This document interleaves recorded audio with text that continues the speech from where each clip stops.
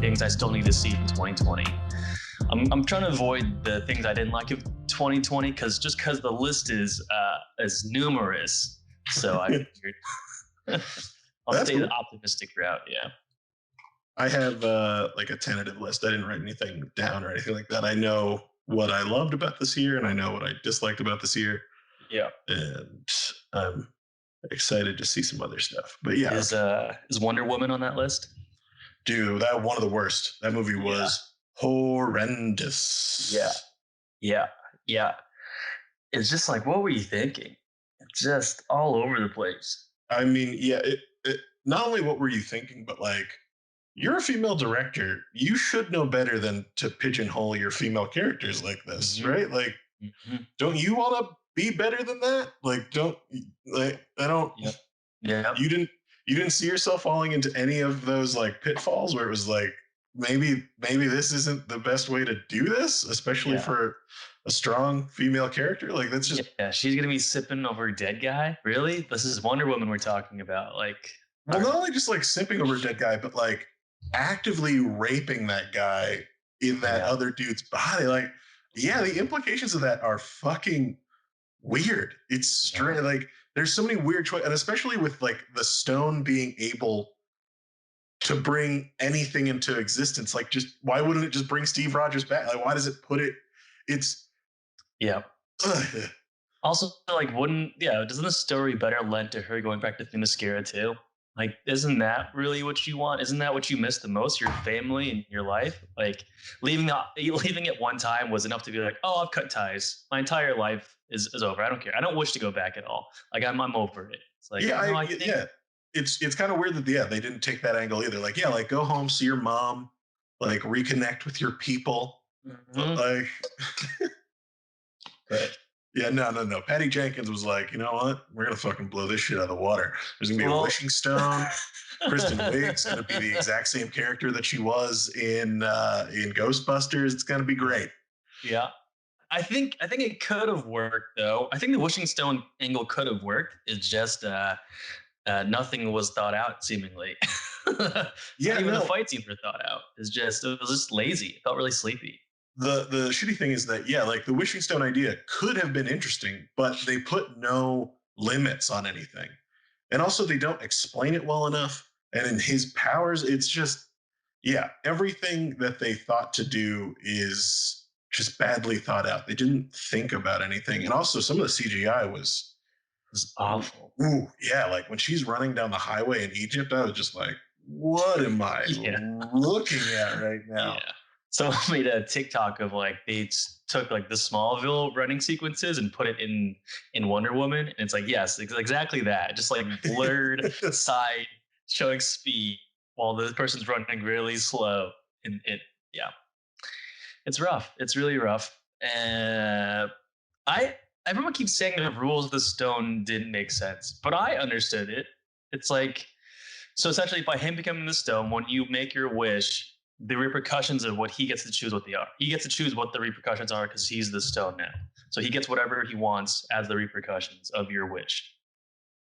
Yeah, no, I get that. But it's one of those things where it's like him having the ability to be like, don't you, like when he tells people, like, don't you wish, blah, blah, blah.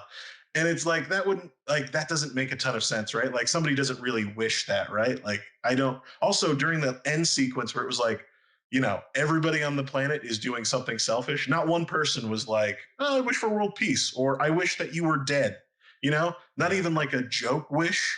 Like, It's the thing, yeah. What it is, like literally you saying "I wish" is all it takes. It's not like in your own heart. It's very superficial. Like literally, whatever you say right now will come true. yeah. So I don't know. Yeah. It's just I think Pedro Pascal did an okay job. And I do think Gal Gadot is a good Wonder Woman. It's just, yeah, like it's so shallow and so dumb. Well, it's like almost reversal. Like Pedro Pascal can almost make anything work just because he's like a selfless actor. He's like, whatever you need me to do, I will do. But then Gal Gadot is such like a fixture. She can only do her thing, and I think they asked each other to do the other thing. It's like, Pedro, we only need you to do this one thing and just do that. Don't be creative with this. And Gal, we need you to really open up and become like this monumental superstar right now who can like maybe blend into drama now. And it's like, well, no, she can only look the part and be a god walking amongst humans. She can't give an inspired speech that's going to change a nation. Clearly, what we saw with the Imagine video, she can't do that. Oh, She doesn't have that that brings up a good gravitas. point. And well, you know what? I think we should introduce the show. We've talked Yeah. so much about Wonder Woman. Let's get into it because I'm keeping all this Wonder Woman stuff in. This is the intro. Everyone's just gonna be like, did they forget to do the intro Right. or Are we? Did I already rewind a bit? When did this get yeah, started? what's happening? I don't fully understand. But why don't you Well, know what? It's a new year. It's a new yes. us. I've been So doing the intros. Why don't you take these intros, Warren? I yeah, want to let me get take over. I want a Chow intro. That's what I want. Well, That's what I need. first of all, welcome everyone to the Pop Culture Party Podcast. It is 2021. We all made it past 2020, and I'm Yay! back. I'm Congratulations. happily back to rejoin the podcast after just a month little break for my little head here just to relax. And we are your humble hosts. I'm Warren Chow, I'm and Dylan Birdsell. and we are so happy to talk about the year of 2020. And we're just so happy to our listeners and our guests and everyone who's been a part of our podcast. We launched this last year, and thank you so much for joining us. And let 2020 begin with a recap episode. Yeah, well, I just wanted to say first and foremost that we hit over 200 downloads the other day. So yeah, Whoa! thank you for everyone who has tuned into us and watched the YouTube and subscribed and all that good stuff. Like seriously, thank you so much for that. We know that we're doing this in a little bit of a vacuum, but we do appreciate every listen, every like, every comment. It really does mean the world to us. And we thought a good way to start off 2021 was taking a look back at arguably the worst year in human history, at Definitely. least modern times. Yeah. Like, I mean, there are probably some really bad times in the dark ages, but you know what? I wasn't around back then. So, Huh. Yeah, you could argue that maybe some years in the early 2000s were pretty bad, but this is definitely a really universe or globally bad year. yeah. There's no Yeah, way to it hit a avoid. lot of people real bad. Yeah. I mean, I guess if you were New Zealand and Taiwan, you probably didn't have to suffer as much in 2020. But I would say the vast majority, the rest of the world really suffered this year. But with suffering often comes great art. And I do think some great gems were able to come out of all of this hardship. I completely agree with that. Obviously, certain things were created before the pandemic happened, but when you were sitting in the pandemic and you didn't have anything to do or didn't know what you were doing and all this, you were searching for content or searching for meaning or searching for just something to fill this endless blank void of time that has Yes. become your life. Yeah, I really think that a lot of us turned not only to entertainment, but to friends and family Mhm. to really, get closer. I know that I reconnected with some people who, it was good to reconnect with them more often than I was before the pandemic happened and just, just do a check-in, do an inventory on what you need as a person, especially as you sit in your apartment all day. Yeah. So your own filth and just trying to kill time. Yeah, I think the inventory, the personal stock was really great to take away from 2020. It's really great to recalibrate and maybe learn some new things. I'm currently wearing tie dye. I'm sure a numerous amount of people made their own tie dye business in the year of 2020, and I would It's funny. I was say to actually you, thinking of doing some tie-dye this year as well. yeah. Seems like an And I easy got it. activity that you can do at home. It it's super easy. It's super rewarding, super fun. I think I'm personally not going to start a tie dye business, but I am happily wearing my tie dye outfit right now. And I think so. One item I bleached one of my sweaters, and during work, one of the guys was like, "Are you wearing glitter right now?" And I go, "No, but I wish I was. I love glitter."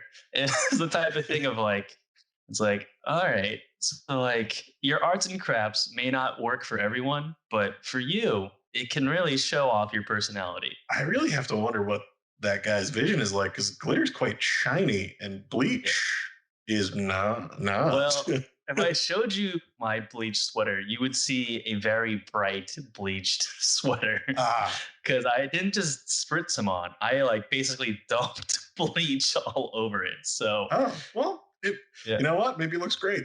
You know I what? think it looks awesome. If you like it, then that's all that matters. As my niece calls it, my volcano sweater, and I am obsessed with it. Oh, that's great. Well, you learned a new skill, and I know that your girlfriend Karen has obviously been doing new stuff for her YouTube channel, and like that was a big part of her life for the year, just like picking up new skills. Obviously, we picked up some new skills. You started video editing for the first time and Mhm. streaming.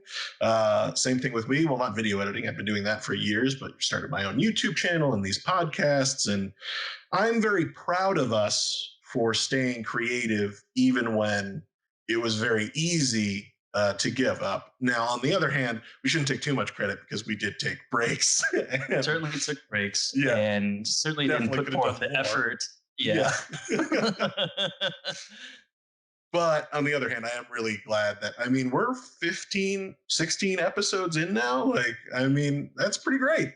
And I was like 30 plus into like my YouTube. And that's gone on the back burner a little bit because I'm actually, I had the film that I was working on, which was not super fun. But now I'm gearing up to start my second documentary feature, which is really cool, starting 2021 off with a bang. And I definitely want to get back into YouTube. I just need to figure out how to do it like better. Like I think that was always one of the things about creating, right? Like you want to do it at your best, or that's how I want to do it. Like I want to look back at all the things I create and be like, even though I know I'm going to improve over time, it's just like I want to be the best at what I'm at right now. So Yes. And if there's anything to learn, preparation always pays off. Well, all right, it doesn't always pay off, but preparation will lead to a quality content.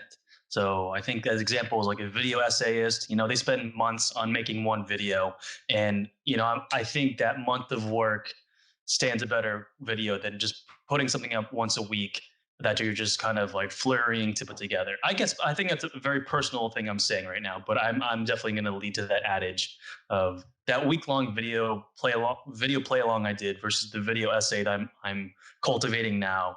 I'm already feeling more rewarded for the research and writing I am for that video essay. yeah, no, I want to start doing some more content like that as well. It's more just like, yeah, finding the time and kind of like compressing your ideas, right? And not Mm-hmm. and not being bogged down by the idea that like somebody else is doing it or I'm not getting enough recognition for it Right. or any of those things. Because I fall into that trap all the time. Like I'll be very confident, but if I don't get any external validation, I start to second guess it, and I'm like, well, Mm-hmm. is this good enough? Is it, I'm seeing all these like 14-year-olds get super famous and make millions of dollars. Am I an idiot to be pursuing Yeah. this as Yeah, a you'll look at career? someone like Mr. Beast, and it's like a 21-year-old, or he's a millionaire, and his videos are essentially, "Hey, I give a homeless person $1 million. Let's see what happens." It's like, okay, man, like, Yeah. Well, the thing is, like, I appreciate Mr. Beast. Like, I'm all for his thing of like radical videos where he gives away tons of money. Like, I think that's really cool. But yeah, like, I'm not in a position to do that. mm-mm, mm-mm. And I know because all the time. I think one of the funniest aspects of YouTube is just watching YouTubes about how to YouTube. Like, Yeah, there's like this cottage industry of like how to be a better YouTuber, and I've definitely fallen down that rabbit hole. And I think at the end of the day, every single person and every single creative person feels like that. And I know Mhm. I'm not alone in that. And I know pretty much every YouTuber has gone through that as well. So it's one of those things where, yeah, you gotta go through the funk and then get out of the funk and then keep creating and then get in the funk again. And then, just try and keep your head above water. Yeah, for sure. We have to remind ourselves that we love this and we do it because we love it. Yeah, Because that's what you get. That's what you have to do, right? When you're being Mhm, creative. Like mhm. for the most part. And how long have we been doing this now? I know that I've been trying to be video creating over 8 years. I think I'm 6 going on 7 actively doing it, but like personally wanting to do it my entire life. Yeah. Oh yeah, well yeah, my turn. I mean, yeah, I wanted to be an actor and do all that stuff, but like actively pursuing the career that I know that I've wanted to be in. I started making the movie when I was 22, and I'm gonna be 30 in April. So Yeah. Yeah, I made the move to New York at 25. I'm gonna be turning 32 in but only 10 days. So yeah, auditions and meetings and writing and yeah, all the potholes and journey along the way. yeah. And I don't know, like I don't think I'm ever gonna hop on TikTok or any of that. Like I got TikTok for a week and I was like, I don't understand this. Like I understand it, but I don't understand it. Okay, Like it was I one of love those it. things where I was just like, I also don't like making content that short.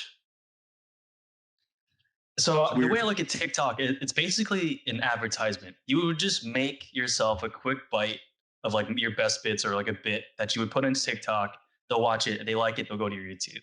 And then from if you just concentrate on like it being like an advertisement, then it can work for you. At least for me.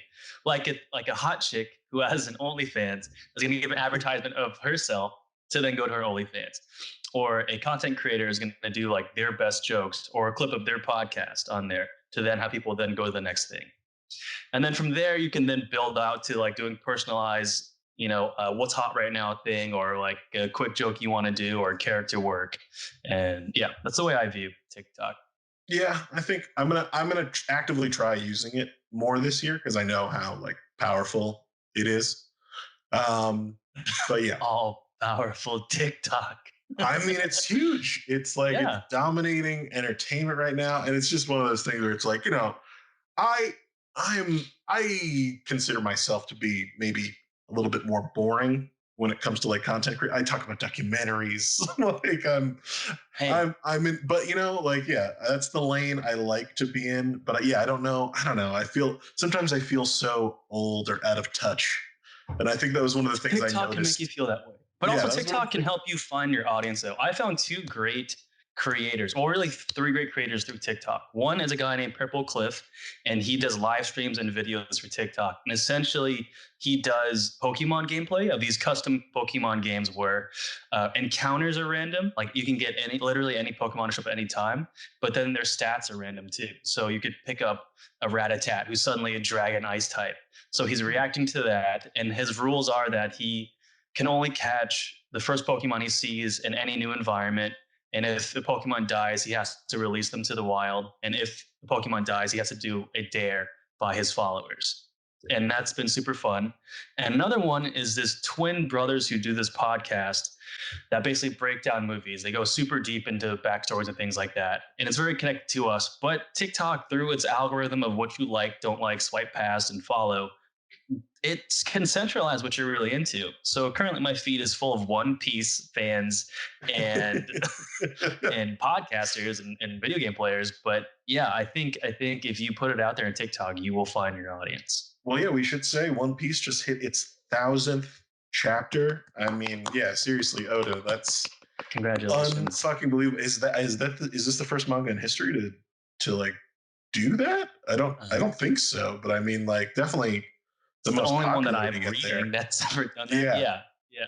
It's and that thousandth episode, that thousandth chapter was truly magnificent. It hit all of the story beats of a One Piece story at the climactic point that just made me fall in love with it even more. It was great.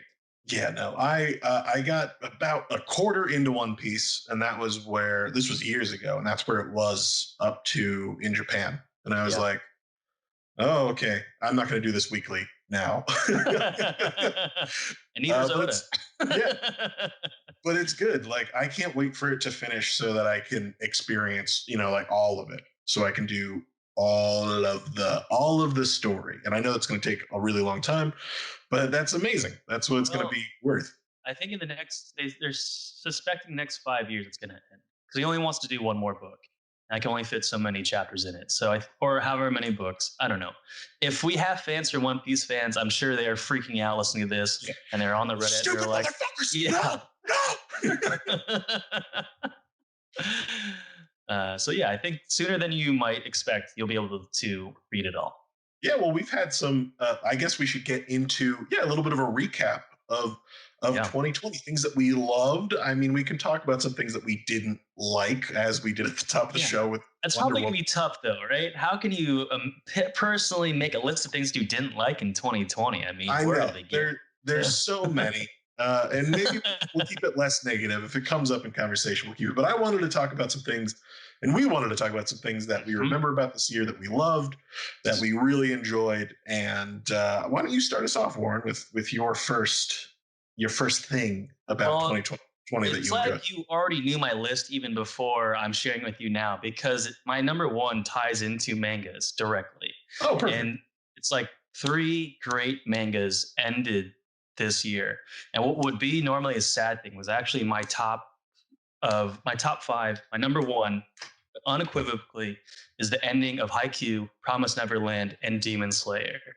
Each three showcased how you end a story well and knowing when to end a story. You know, not letting it drag on and having the wherewithal of knowing how you want to tell your story and letting it end and not be there just to continue some legacy or just end it properly and rewarding to your readers, especially Haikyuu. You know, just the buildup of that story and then taking surprising turn of ending one storyline prematurely to only build another one out of nowhere to then have it all fully come full circle into this beautiful ending. It was tears of joy.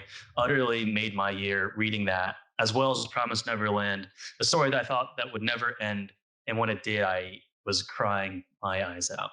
I could not agree more. Obviously, for us, we talked about Haikyuu in our very first episode of this podcast. Yeah, very emotional for me when that ended. Is one of my favorite manga and anime of all time. Mm-hmm. Currently, I mean, honestly, there are the ones that will always be there, like Yu Yu Hakusho and Dragon Ball Z, because those are like pivotal growing up Yes. moments for me. But for yeah, the new stuff that has been coming out and affected me in my older life, especially reading manga, Haikyuu ending was yeah, it was tough, but it was amazing. It has a phenomenal ending, and so does Demon Slayer, and so does Promised Neverland. Yeah, Mm. these are like examples of Shonen Jump mangas that could have gone on. Like they No could have question. milked yeah they could have milked Mm-hmm. these series like Naruto or Bleach and just let them go on until people stopped reading them. But no, Mm-hmm. every single one of those creators was just like, nope. Here we have a definitive ending, and we're going to make that ending the best we can. I do think Yes. that for some of them, I think IQ ends perfectly, and I think Promised Neverland ends pretty perfectly. I do think that Demon Slayer actually could have gone on a little bit longer. Yes. I actively think that story kind of felt like it ended a little bit too soon for me. I'm not upset with it, but it's one of those things where it's like, oh, it's done. Oh shit. Oh, okay. It definitely could have, but I really, as I started getting towards that final battle and really battling, I was like, I don't want this to end with this close thing and then getting away and then starting over again. Because that's what My Hero Academia is doing right now. They had this big battle and something could have happened, but then didn't happen. It kind of happened, and I'm sitting there kind of like, no, just have it happen. You know, like I Mm. don't ramp it up even more so now. But yeah, I want to be vague because I didn't want to spoil anything huge, both Yeah, for Demon Slayer and My I Hero. haven't read up on My Hero in a while, so yeah, let's keep that under wraps. But I completely agree that is a phenomenal one. And funnily enough, my number one pick is something that you introduced to me, and it's related. You introduced me to a whole new genre of manga, really, that I Oh, was not necessarily unaware of. I knew it was there, but I wasn't really paying attention to it. Now I'm kind of obsessed with it. And that was solo leveling, which is all done yes. through Korea and Korean manga, which is, Mm-hmm. I would say, if not on the same level as Japanese manga, maybe a little bit better because they're predominantly usually in Arguably color. better. Yes. Yeah, the storylines are just as strong. And solo leveling was one of my favorite things of this year because I got engrossed in that story. Mm-hmm. You know, you Mm-hmm. pitched it to me and I was just like, okay. And it hit at the perfect time. You know, like quarantine was just starting to happen. And Yes. I was just like, I was really looking to escape into something, and it hit perfectly. And if you still have not read Solo Leveling, Please. or his other manga, which we talked about in episode 2, which is Overpowered or Overgeared, Overgeared. Yep. um, can't recommend them enough. Like they're really, really good, and they're really, really good ways to spend your quarantine time, which we are still in. You know, we're Yes. still still plenty of us are still looking to fill some time, and I can't recommend those stories enough. Like they hit all of the shonen aspects that you want them Mhm. to hit. They're Mhm. beautifully illustrated and Utterly colored, beautiful. Yes.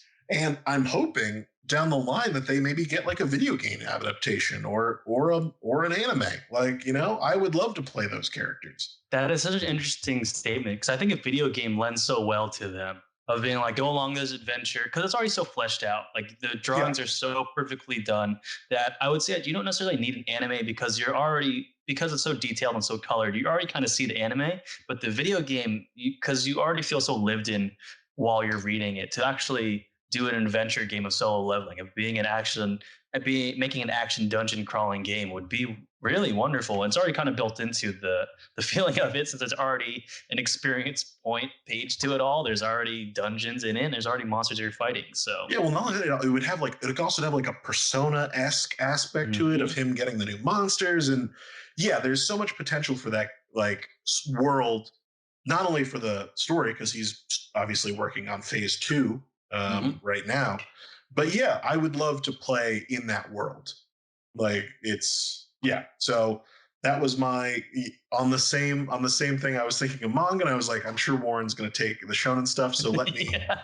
let me divert and go into Mhm. that. But I did. I mean, solo leveling is one of my favorite things I've read this year. So Yeah. thank you for You're that. very welcome. I'm One glad of you my loved it. faves. Glad it made your number one spot. I think what lended well too that the first season of it had so many issues and was already just a fleshed out story. So it fits really well with your completionist reading Yeah, well, yeah, tendencies. you and I are different. You don't mind reading week to week, but I get So, very frustrated doing that. Like yes. I'm definitely a binger, and that's something that's just been a thing for me. Like same Yeah. thing. I know that you're watching Attack on Titan now, season 4, and I'm just waiting. I'm just gonna wait until it's Uh-huh. all finished, and I'm just gonna start Attack on Titan from the beginning because I've only seen season 1. So And and I'm I and will I'm love that.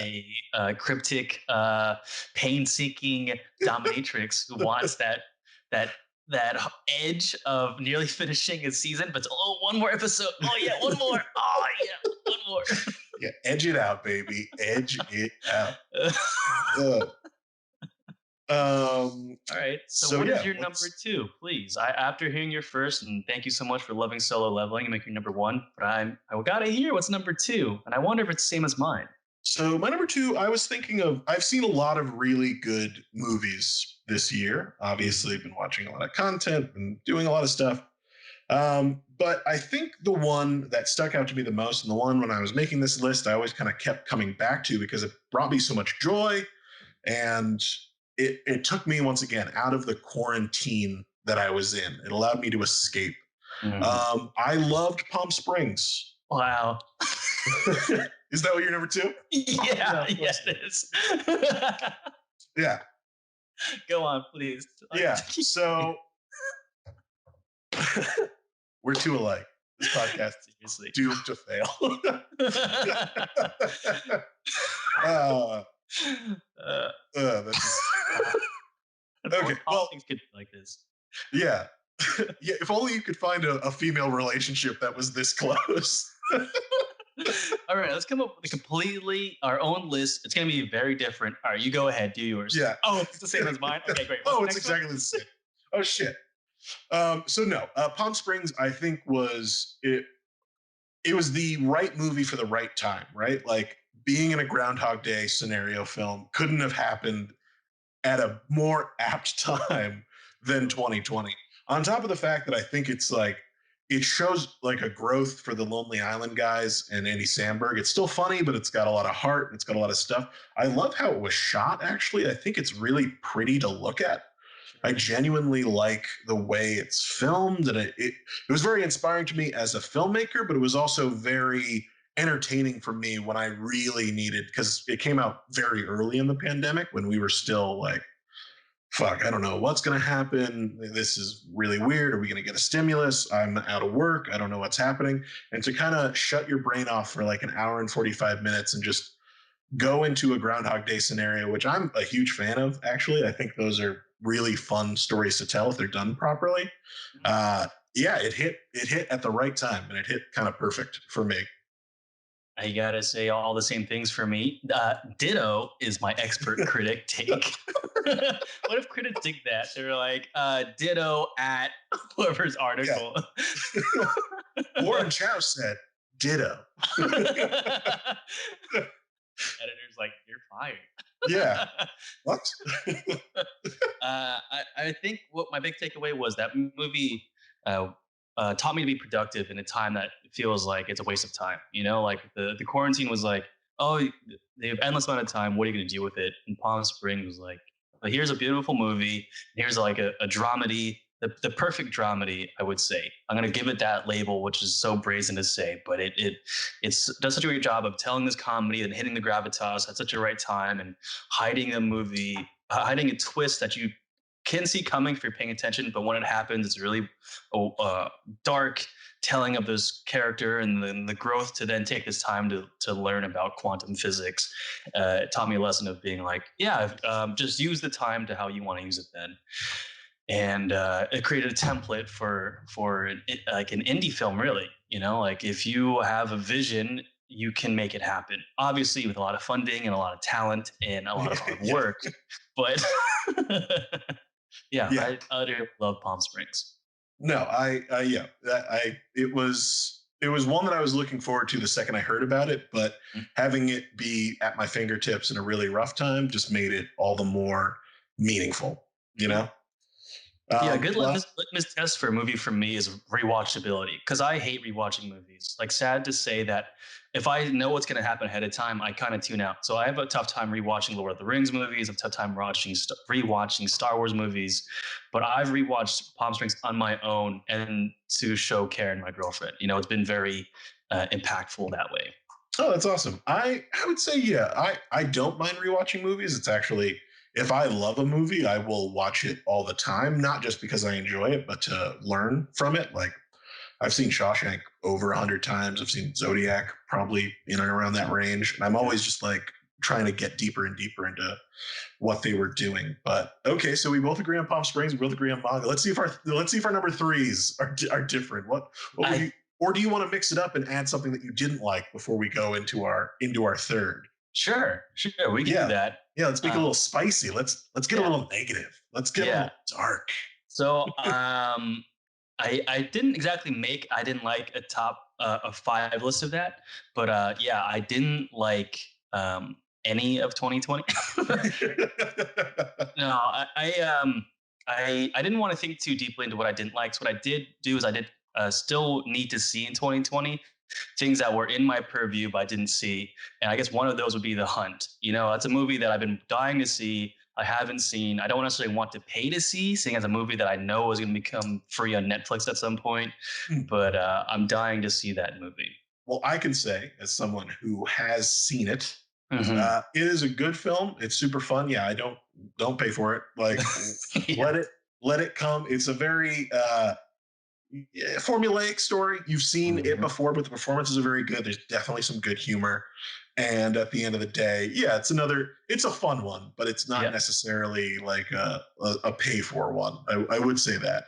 I guess I'm more curious about the controversy because that's the movie that's been flagged as like this really bad movie that no company would put out or kept being delayed or trying to get blacklisted. So I'm like, what about this is worthy of that? You know, it's just the most It's dangerous not. game again. And Yeah, like, what is the political overturns that would make people freak out about this movie? So it's not. It's yeah, people being overly sensitive and being, overly hyperbolic, which, oh, hey, welcome to life now. I yes, don't know if you've heard yes. about Bean Dad recently, like that whole saga Bean on Dad. Twitter. So yeah, there was this. I can't believe I'm fucking talking about this. This is so stupid. One of my least favorite things about this is, but it's in 2021, so it doesn't count. But either way, Okay. some verified guy on Twitter who was like previously a lead singer of a relatively large band, his daughter, who I don't know if she's on the spectrum or something like that, but she wanted to have some baked beans, but she didn't know how to use a can opener. And Oh. he was like, well, I want to teach you how to use the can opener, but I want you to actively try figuring it out for yourself first. Like, here's the can opener, here's the can. How do you think that this would work? If Okay. you if I wasn't here to help you, how do you think this would work? It sounds like a sketch from 1990s. All right. Yeah, it Okay. does. And I don't agree with what the guy did, but on the other hand, like he, posted this story on Twitter, and I'm missing some parts of it as well, but people are like, this is child abuse. He's not he's not he's not feeding his kid. Like it's like That's literally my upbringing. So, as annoying as that is actually a decent way to teach someone. yeah, and it was one of The those. adage that my father would say is like, you can feed a man a fish. You give a man a fish and feed him for a day. You teach a man to fish and feed him for a lifetime. So now it's you can open a can of beans for your daughter and feed her for lunch, or you can give her the can opener and allow her to open the can of beans and feed her for a lifetime. Well, I think the bigger thing, because it went on for like hours and she still couldn't figure it out, which is one of those things where it's like, if she's having that much trouble, maybe it is time for you to step in and be like, hey, here how this is how this works. Yeah. On the other hand, like I don't think this dude was denying his daughter food, and it certainly isn't child abuse. Yeah, he didn't Well, lock the fridge being like, open the yeah, beans. like and this is one of the things that I hate, and this is my number one hate for 2020. Twitter ruins everything, and I think this is probably going to be true for all of life in general, especially if you're on Twitter. But this year, more than any other year, especially with Trump pulling the shit that he's pulling with the election and all this other stuff, I just want us to tone it down a little bit. I want us to be more calm, and I just want us to be more logical. And I don't think that sites like Twitter or Facebook or pretty much any of the social media allows that, because it's just condensing like pure unbridled emotion into these like very sendable things. Um, and I know, especially if you're sitting in your apartment alone, ruminating on things, like that's a recipe for disaster. Big time. So that's my least favorite thing in 2020. I think like I was kind of shocked by how little social media helped to a certain degree in this pandemic. Like I thought it would be, potentially more helpful. It really wasn't. Like But not, social not media did help in other facets of terrible things in 2020. Of all the deaths, namely, George, yeah, Kobe and yeah, Chadwick. and yeah, I mean, yeah, so many, too many to count. yeah. My least favorite thing about 2020 is all the deaths, all the senseless murders, and all the freak deaths due to um, yeah, I'm biting my tongue and having a tough time to talk about it because it's such a tough year. We don't need to And go into it. Like I think, once again, social media is a double-edged sword. Like, yes, it can bring people together. Yes, it's really good for information sometimes, but also sometimes it's just a way to do a witch hunt and to do other stuff. But we probably mhm, wouldn't have heard about George Floyd without social mhm. media. So it's like I'm very glad that it existed for that. So we can always bring more awareness. But yeah, I don't know. Like the double-edged sword of social media, like every year that goes by, I just get more and more like I'm kind of afraid of social media. Like Big it time. scares the shit out of me. Social media is a juggernaut that can utterly swallow you with one false move. Yeah. Such But a let's get mild off this mentality. dark shit. Let's talk about Yeah, yeah, yeah. our third favorite thing. You gotta get a little dark, and then you bring it back up. It's that salt and that chocolate, baby. You gotta have a little bit of that twang. Well, my number three ties in well with already what we're talking about. Is Lovecraft Country. I utterly loved that show. It was very impactful. It was a show that seemingly seemed just kind of lost in its anthology, but then was able to bring things back in the season finale. And I still think about that show often, and I loved it, and I loved the impact it hopefully will leave on the bigger TV show landscape. Interesting. I loved episode one, Mm-hmm. but as the show went on, I liked it, but the changes that they made from the book and kind of, and this is a thing that I like Jordan Peele, but sometimes I feel like, much like George Lucas, like you sometimes need to be reined in. Like not every idea is a good idea, and Yeah. sometimes taking a step back and going a little bit more small scale is actively good for a story. And I know that he was definitely given free reign with all of the episodes to kind of go as big as he wanted. And sometimes I think it pays off. But for the most part, I feel like the book does a better job of containing the kind of craziness of Lovecraft and the brutality of racism.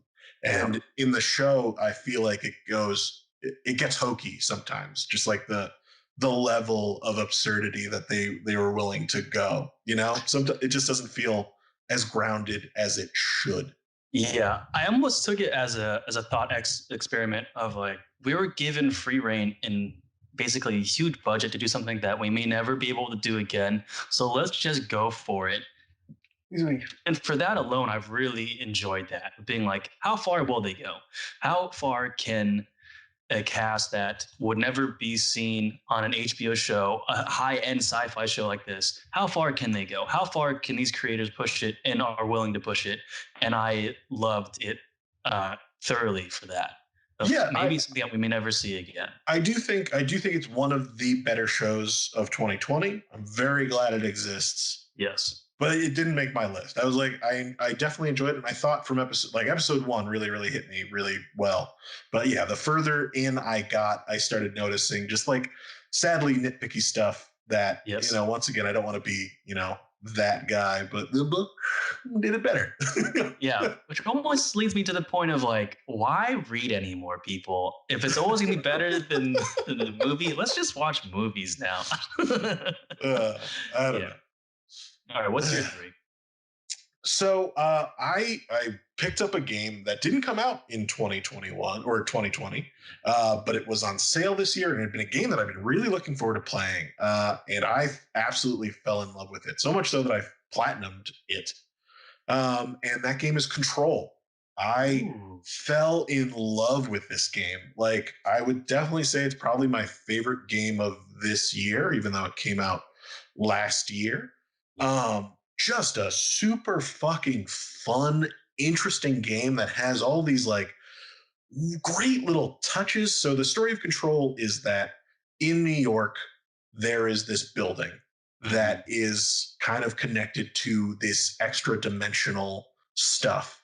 And it houses all of these items that are links to extra dimensional phenomena. So like it's a mix between like the X Files, Warehouse 13, and Twin Peaks. Like all Mm. of these things kind of come together in the storytelling aspect. And then the combat and like fighting in the game, although it can be frustrating at times, is super rewarding, very fun. You get all these really cool power ups as the game goes on. And Interesting. the story just always kept me wanting to learn more about the world. And I Sure. think that's the mark of any good video game. Like you can love a combat style or a thing, but all of my favorite games make me want to go deeper into the world they've created, whether it be Zelda or Dark Souls or Bioshock. Bloodborne, Bioshock. Yeah, all of these things that are just like, I want to experience this world more. Yes. Control did that for me in spades. And that's why, like I said, I platinumed it. Like I wanted to see every story beat. I wanted to get every weapon. I wanted to, do everything I could in that game. And I Wow. did. That's amazing. That's really amazing. That's a great recommendation. I got to try that game out now. Yeah, I don't like I said, I don't know if it's gonna be for everyone, but for like I think you will like it. Like it's definitely got some like Lovecraft country vibes. Mhm. It's got it's got this great weirdness. And not only that, but most of the cutscenes in the game are live action actors.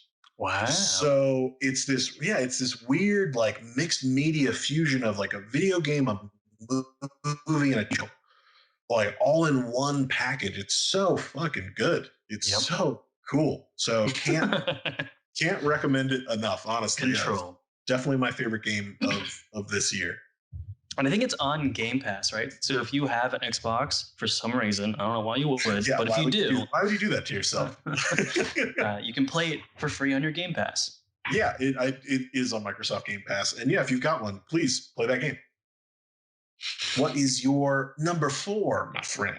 So What? my number four are two essentially movies put together or specials, and it's due to the fact that I didn't appreciate Broadway for Broadway when it was open, but now that it's not open and I can't go and I'm not performing on a live stage, Ma Rainey's Black Bottom and Hamilton um, were incredible experiences to have in 2020. Getting to watch Hamilton finally after obviously years of hearing how great it is, to see it in the original cast on Disney Plus, to see how powerful and moving that show was, brought me to tears multiple times. It was such a moving experience to have and made me really miss live theater. And then to see Ma Rainey's, a play turned filmed with this all-star cast, and seeing master performances and acting lessons to take away from usually a medium that doesn't go well, of moving a play to film, and seeing it done so well, and seeing actors make choices that are so personal and so genuine to the story and so lived in versus what you would expect to happen from the text made me miss live theater and appreciate the movie for pulling off a very insurmountable task. No, that's very cool. I definitely acting and theater is usually taken for granted until right until it's not available, so you Mm-hmm. can't have it. And Mm-hmm. I definitely think that if took away all the movies and stuff that people are watching, people would fucking lose their goddamn minds. And it just Hell yeah. shows you how important what we chose to do as a profession is, right? Like Mm-hmm. people need entertainment and they need it very badly.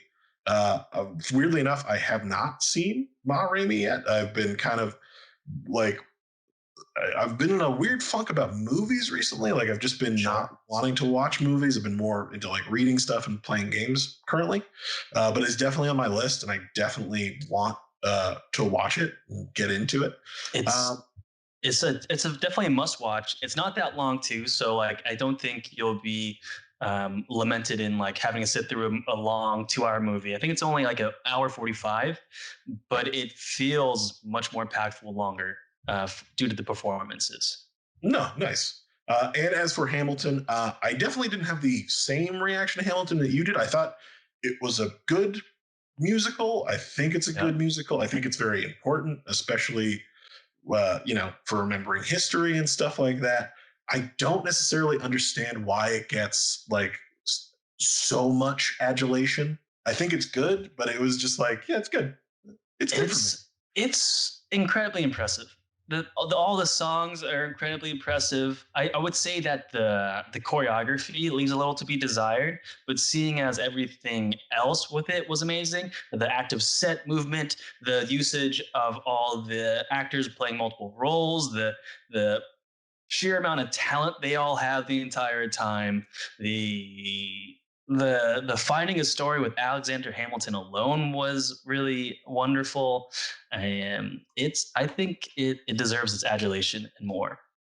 Yeah. Maybe Well, not and more because I already got so I was much. going to say, But I think it's doing okay. yeah. I think it's doing okay with the current ridiculous level of love that it has. Yes. Well, why don't you tell me another anticipated one before we get into our fifth? So, something that I didn't see in 2020 that I really need to see is First Cow. I keep hearing about this indie film that seemingly could be very boring and unnecessary, but given that it is a Chinese director, I'm very curious about this essentially basic movie about a small town trying to fight over a cow.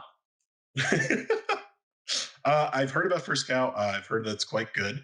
One that I'm really excited to see that I have not seen yet, and I can't remember the title. It's Stephen Yeun's new movie where a Korean family moves to the middle of Arkansas Yeah, it's and they start their life. I've Mirai. heard Mirai. I've heard Mhm. that film is unbelievable, and I Yes. hear that Stephen Yeun gives like the performance of a lifetime, and that it's so funny and so emotional and deep and sad, and it's like I can't wait until that lands Well, the somewhere. reason why, yes, I completely agree, and I definitely want to see it for all the same reasons. But it's impossible to find right now. So, which the only reason why I didn't put up my 2020 is because there was no opportunity to see it unless you went to Sundance to see it. The only way we're going to see it is if it ever comes out in 2021. and that'll be only after the Oscars nominated for a film that seemingly no one could see it, but people deeply in the Yeah, you got to be ingrained in the film industry yeah. to have seen this film. But literally everything that I have seen from Mm, every single person has talked about it is that it's one of the greatest films of obviously this year or the past year, and one of the best Asian led films ever created. yes, So you I am potentially could be very excited nominated. about that. And yeah, Yeah. like we've talked about it before, and obviously you're one of my closest friends, and Asian representation is a big thing for me as well. Mhm. Like I want to encourage more diverse voices in any medium, but Asian voices are just something that I'm particularly interested in from my own background of living in Japan and stuff like that. So Sure. I It's want just more Asian because we direct. sound so good. I get it. I Yeah. get it. I want more Asian directors. Mhm. My fifth thing for me this year, going into five actually, is Parasite winning Best Picture. Yes, truly beautiful moment, pre-pandemic, and monumental, utterly monumental. I think that besides the fact that that film is one of my favorite films of the last 5 years, probably, like, I mean, that is it's such a powerhouse of a movie. For the Academy to finally give some recognition to people who not only one, obviously not white, but two, for a foreign film to win, like that's a huge deal. And it's the movie that should have won. You know, there have been so many Oscars that over time where you're just like, yeah, I mean, I guess they won. It's fine. I'm not super jazzed about it, but whatever. At Right. least the Academy this time was like, no, we're going to do this right. This is definitely the best movie that has come out this year, and it needs to be Yes. recognized.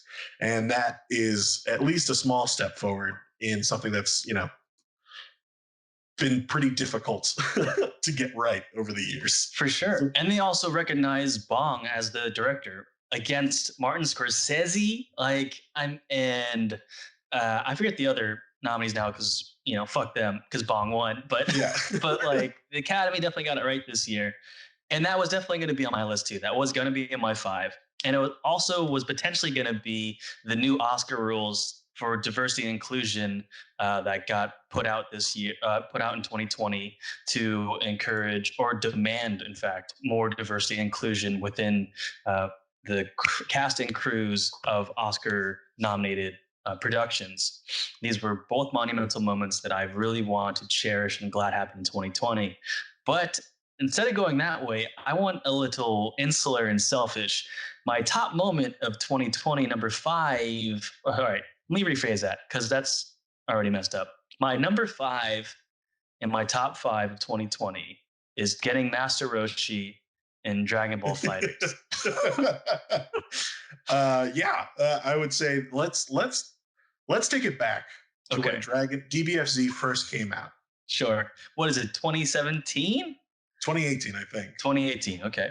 So 2 years ago, we Yes. get arguably one of the greatest fighting games that's ever existed. Yes. Uh, Certainly for us. yeah, certainly for our fan base, but also I mean, just for the combat and everything that they did, the fan service, all of Yes. that in Yes. that game is so beautiful. And literally, one of the first things that Warren ever said about the game was how much I love it, but when's Roshi going to be in it? He's We'd be literally, playing the game, having the time of our lives, but being the cynical asshole that I am, I'd be like, yeah, this is good and all, but where's Master Orochi? and this persisted for 2 years Yes. until, luckily, earlier this year, Mm-hmm. where 2020, once again, this big black pit of just darkness and hate shines a light. Ah! And it's In from the season palms of an old man in a fighting game named Master Roshi. Yeah. And in season three, we got a character who I am not good with, but a character that is so amazing to have in a fighting game. And Warren, I'll let you take it from here. You're the one who put the time in and the Yeah. energy and the effort because you've been talking about it for years and you had to put up or shut up. I was And talking about this character for years. We would even go as far as to discuss what the moveset would be, the character development, how he would handle this game. And up to this point, there were already three different seasons of downloadable characters. So I think I had to wait 12 characters maybe. That's a quick number I'm coming up with, but I had to wait 12 Yeah, I to think get that's to about Master right. Roshi, and I was patiently waiting and waiting for everyone else. Like, that's great, but where is the tried and true? I mean, Master Roshi is literally, I want to say, maybe the sixth character introduced in the original Dragon Ball series, and he basically created the mythos of creating energy waves and creating transformation states. He And the fucking created Kamehameha, that motherfucker. originated from Yeah. Roshi. All right. So, needless to say, when it came out, he's a very tricky character to play, and I put work into it to really master this character.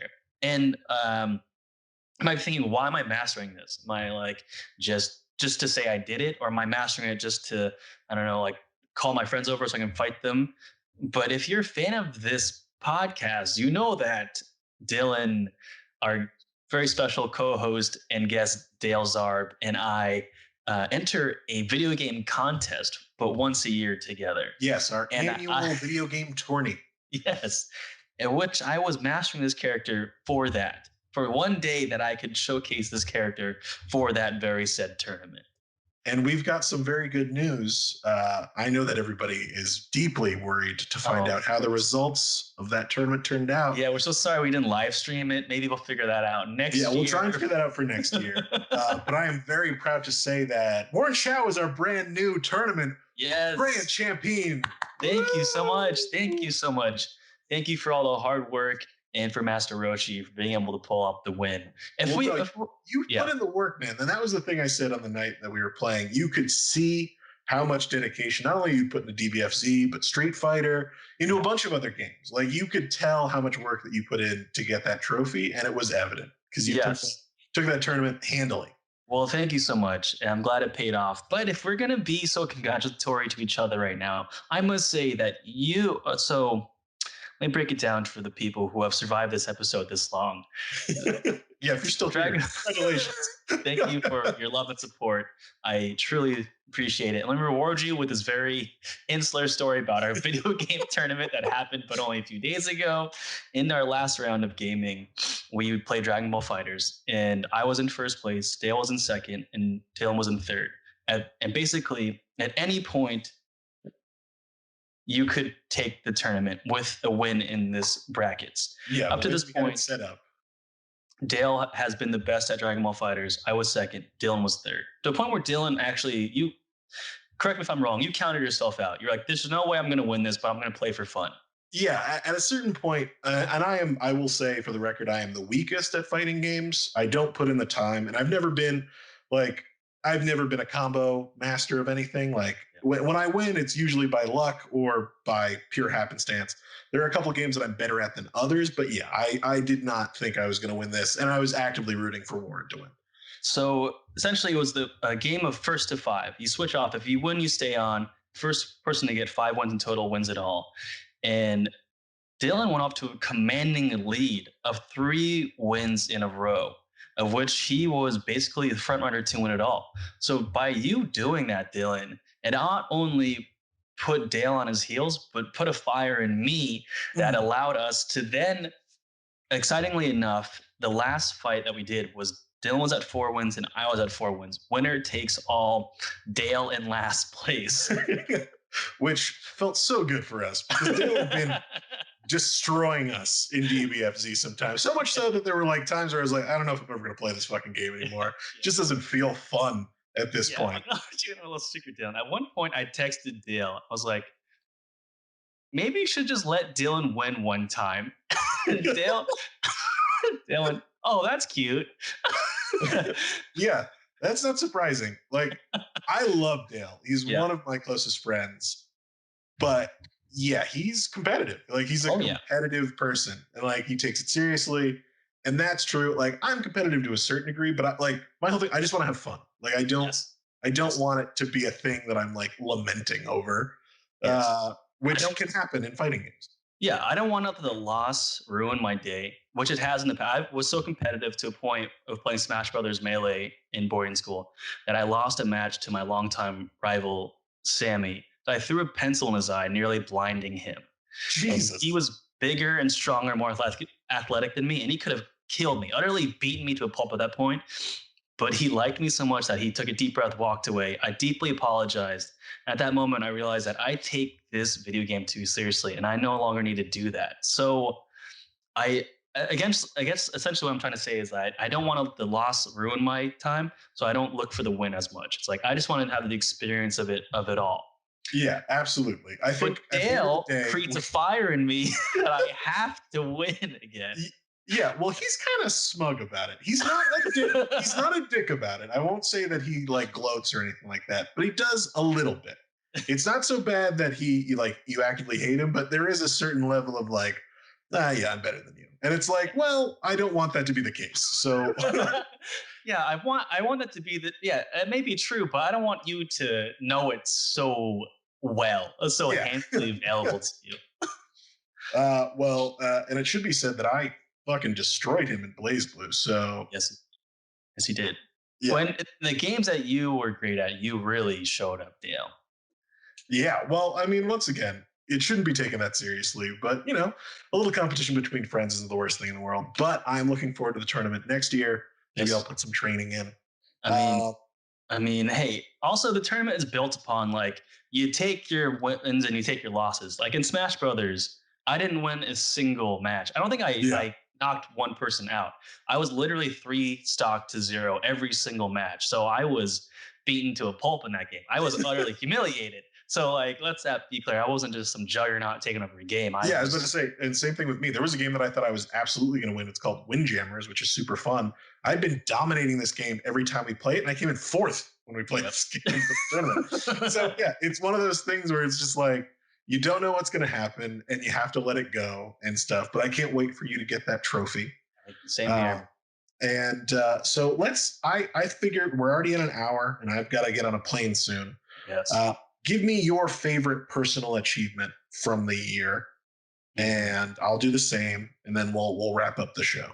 My personal favorite achievement is moving in with my girlfriend and making it work. You know, like but it's been such a tough year and it's insurmountable odds at times, but we were able to come together and really make this very beautiful and cohesive unit. And our relationship has only gotten stronger for it. So my achievement that I'm truly happy with. And she met my family. I mean, there's so many personal things that happened in December. I mean, Hmm. she spent a week with my family. I spent holidays with her family, and we're so much stronger for it. So yes, achievement is our relationship has only gotten stronger, and I Yeah, love that. yeah. I think it's one of those things that I've seen how much happier you've become with her in your life, and I know that that's something that you had been looking for a long time, and now finally having it. So I'm so happy that you found it, and not only that, happy that you found it in a time where you didn't know if it was going to work. Right, Hmm. like you know, your Hmm. relationship was very new, and then this quarantine happened, and it was tough, and then you had to even give up things that you loved, like I know because she's allergic to cats, you had to Hmm. give up some things that were very important to you, but she was more important to you, and it shows a lot of growth and maturity and stuff that I you should be proud of that, and I am very proud of you for doing it. Thank you so much. And you, Dylan, please, what are you happiest with in um 2020?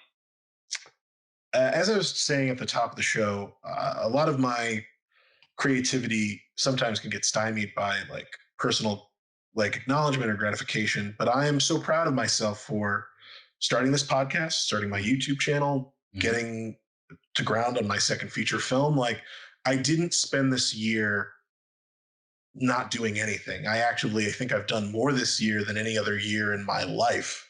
Like Yep, I have sure did. done so much this year, and when I look back on it, even though it hasn't been externally recognized very much, I'm starting to come to a place where it's like, oh my God, I can't believe I did all that. Hmm. I can't believe I did all of these things. I'm so glad that I didn't just sit on the couch doing nothing, which I did plenty of. Don't get me wrong. But when I look back on all the videos that I put out this year, the writing that I've done, the podcasts that we put out, because I'm doing this podcast with you, I'm doing a podcast with Matt now. I'm Hmm.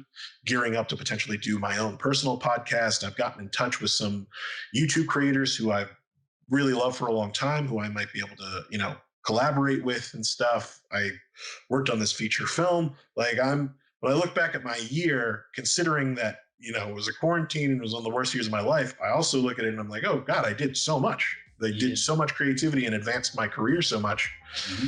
by doing this. So I'm personally proud of myself for not just getting into a miasma of depression and actively working hard to stay out of that.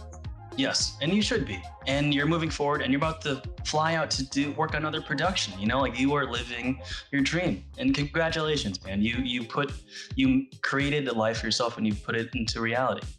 Yeah, thanks. I really hope that, obviously, and I think everybody feels this way. We want 2021 to be better, but we have no idea if that's going to be the case. Mm-hmm. But if you take personal responsibility and actively try and make it better, mm-hmm. you can't ever look back and feel bad about it. Mm-hmm. You know, if you tried your hardest and you failed, at least you know you tried your hardest. Right. It'll hurt. It'll be awful. Nobody likes to lose. Nobody likes to fail. But if you know that you did what you could, you can't ever be too broken up about it for too long. Yes. And if you have a dream, it's a beautiful thing, because now you know which direction you want to go towards and start building towards it. You know, like the best part is the journey and creating the building blocks to get there, you know, where you're an example of someone who had a vision of what you wanted to do, and you've built it for yourself, and now you are living that life. So yeah, if you're still listening to us, thank you so much again. And build the life that you want for yourself. Begin that journey. Well, this brings us to the end of our, like I said, I think it's our 15th or 16th episode. I am so excited to keep doing this podcast with you and to turn this into something like I've discovered how much I love podcasting this year, because this is the first year that I've actively like really done it, and I'm doing it with you and Matt. And I want this to be a thing. Like, as much as I love documentary filmmaking, like I want this to also be a thing in my life that I'm doing consistently. And if it brings me money, cool. But at the end of the day, I just love having these conversations, and I want to do it with more people and more times. Like, this has been so rewarding. And I also think, I don't know for you, but definitely for me, it's nice to know that I've got an hour to talk to a friend. Yes. And like, you know, it's nice. Well, let me tell you, I love you, and I always have an hour for you. And if you want a podcast, I'll be here with you along the way. Yeah, absolutely, man. I love you too. And I love all of you who have listened up to this point. If you have made it this far, thank you so much. Thank you so much. And thank you so much for getting through 2020. We know how fucking difficult it has been. It has been difficult for us and you. And hopefully let's make 2021 better. Warren, is there anything that you'd like to plug before we sign off for this episode? Quickly, I like to plug my Twitch stream. I finally got a beautiful green screen, and I got Final Fantasy X to a point where I can stream Blitzball professionally whenever I want. So my stream is ready to go. Yes. Please check me out at Show Me the Chaos at Twitch. And that's it. And be better to yourself in 2021, everyone. You can find me on Twitter and Instagram at All the Birds, but you can also find me on YouTube at Unlimited Free Time. That is my YouTube channel. Videos are still not up there yet. I'm still working on those. I'm actually working on this movie that I'm filming in January, and then I'm moving out of my apartment in February, and my studio's all kind of a mess, and it's been it's super difficult to kind of get content out right now. So that's life is kind of happening. So videos might take a little while to happen and get out, but just know that they will be coming back bigger and better before. You can follow us and the podcast at the PCPP Podcast on Instagram and Twitter, and on YouTube under that exact same name. So we are the Pop Culture Party people. We play the cult in pop culture. Love you, baby. Bye. Bye. Bye.